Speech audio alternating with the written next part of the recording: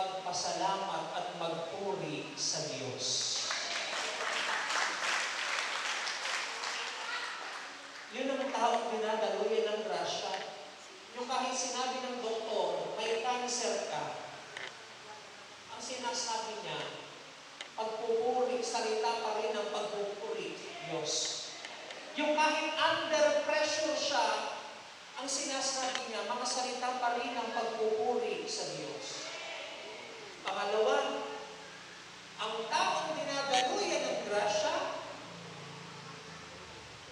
may pagsisikap na maging maayos ang kanyang mga relasyon.